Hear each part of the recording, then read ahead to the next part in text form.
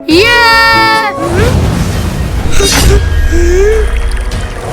कैसा रास्ता है? इसके अंदर जाके देखता हूँ।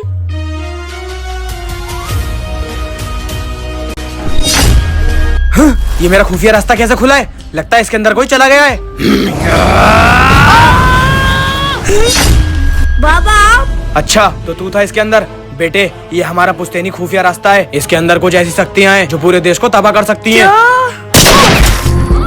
बाबा बाबा आखिरकार कई सालों की मेहनत के बाद मुझे पता चल गया इस खुफिया रास्ते के बारे में, और इस खुशी में क्या बच्चे मैंने तुझे माफ करा। आजा मेरे अंदर।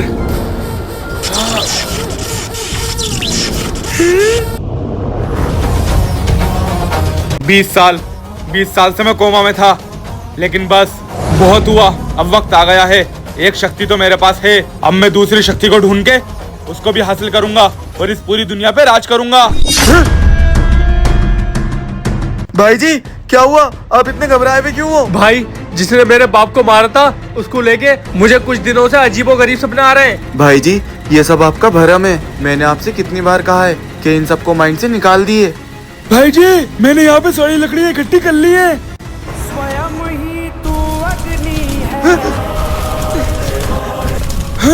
यहाँ कैसे लगी? भाई जी ये क्या था? भाई जी बचपन से मुझे आग से डर लगता है और मुझे ऐसा लगता है कि मेरे अंदर आग जल रही है। भाई जी कभी कभी मुझे आपसे डर लगता है। मेरे साहब आ गए। सर इधर से घूम के आ जाओ। ये क्या है? बाबा बेटे इस देश पे बहुत बड़ा संकट आने वाला है और उसे सिर्फ तू रोक सकता है। बाबा मैं कैसे? बेटे जब तू बचपन में पानी के खुफिया दरवाजे पे गया था। ये मैं कहाँ आ गया? ये कैसे लगे? वहाँ दो शक्तियाँ थी और उसमें से आग की शक्ति तेरे पास है। पहचान उसे।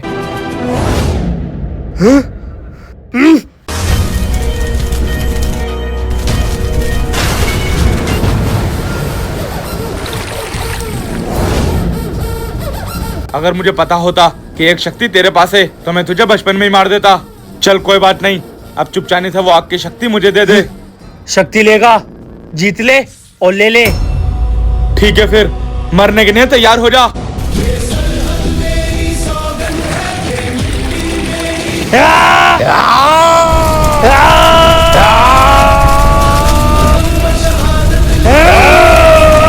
ये तो जीतता जा रहा है, मुझे अपनी दूसरी पावर निकालनी होगी।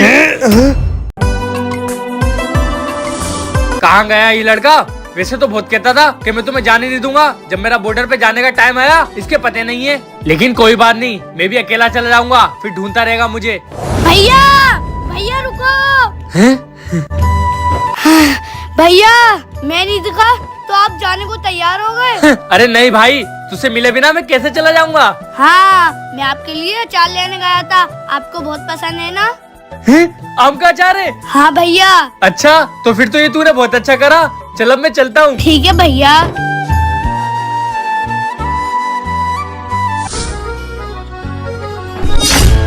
भाई जी आप आ गए? हाँ मैं आ गया, लेकिन तुम इतना घबरा क्यों रहे हो? भाई जी हम सबको मेजर साहब ने बुलाया है और बोले कोई घबराने वाली बात है। अब आप आ गए तो आप भी साथ में चलो। क्या? चलो। जवानों तुम लोग ये सोच रहे होगे कि मैंने यहाँ पर तुम्हें क्यों बुलाया है। जवानों मैंने सुना है पास वाली नदी के पास कुछ आतंकवादी गन सप्लाई कर रहे हैं। ये सब कौन कर रहा है ये तो हम नहीं जानते, लेकिन एक चीज है जिनसे उनकी पहचान हो सकती है। क्या चीज सर? जवान ये निशान देख रहे हो, ये उनके ग्रुप का निशान है। इसको देख लो, इसके जरिए तुम उन आतंकवादियों को पकड़ सकते हो। गौरव तुम जाकर चोटी नंबर 2 पर ड्यूटी करो और तुम तीनों इस मिशन पर जाओ। Okay sir. भाई जी ये जो मेजर साहब हमें मिशन पे भेज रहे हैं, इस मिशन में मुझे कोई दम लग नहीं रही है। हाँ ना कोई ठोस सबूत है, ना कोई हलचल सुनने को मिली है। हाँ तुम कह तो सही रहे हो, लेकिन फिर भी हमें मेरे साहब का ऑर्डर मानना पड़ेगा और वहाँ जाना पड़ेगा।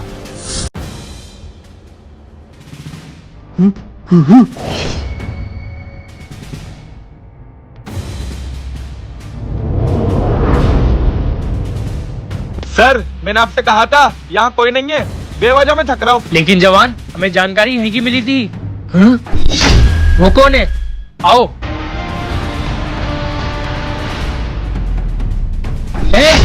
कौन है तू और इतने सुनसान इलाके में क्या कर रहा है? सर हम मछुआरे और यहाँ मछलियाँ पकड़ने आते हैं, लेकिन आज यहाँ घूमने आए। हाँ सर, ये सही कह रहा है। मैं अक्सर इसको यहाँ पे देखता हूँ। ये आतंकवादी नहीं हो सकता। हाँ सर, ये सब लोग तो मुझे जानते भी हैं। हाँ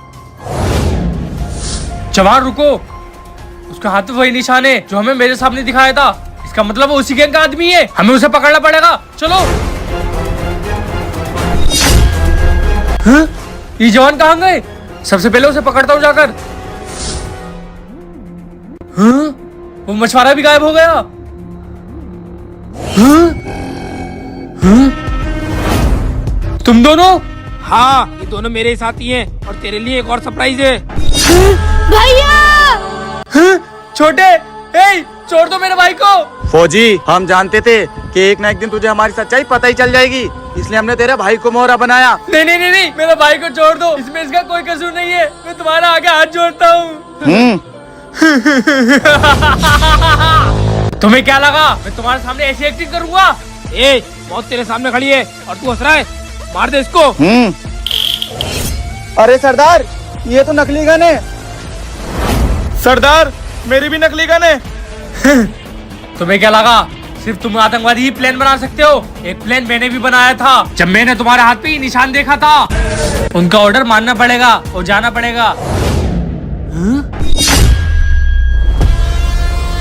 इन दोनों के हाथ पे तो वही निशान बनाए जो मेरे सामने फोन में दिखाया था। मुझे तो कुछ गड़बड़ लग रही है। मेरे साहब के पास जाता हूँ। साथियों, मैं भी आता हूँ, तुम यहीं रहना।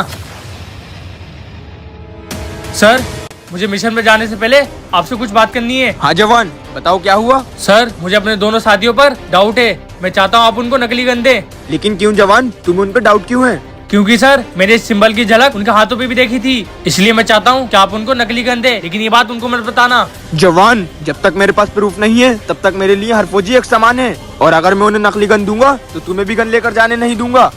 ठीक है सर, मुझे मंजूर है। ये लिए गन। ठीक है, मैं उनको नकली गन दे दूंगा और मैं उनको नहीं बताऊंगा। अब तुम जा सकते हो। अरमान।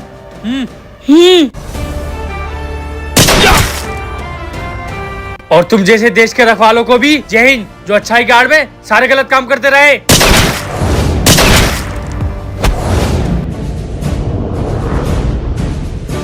अरमान।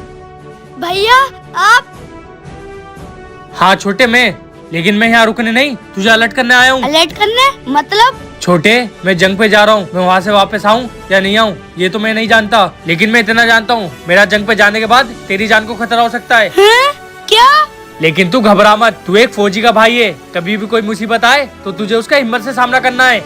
ये रख गन, तुझे इसकी कभी भी जरूरत पड़ सकती है। भैया आप फिक्र मत करो, मुझे कभी भी मौका मिला तो मैं दिखा दूंगा कि मैं एक फौजी का भाई हूँ। हाँ छोटे, मुझे तुझसे यही उम्मीद है। चल अब मैं चलता हूँ। देखा भैया, आज मैंने दिखा दिया ना कि मैं एक फौजी का भाई हूँ। हाँ छोटे, चल।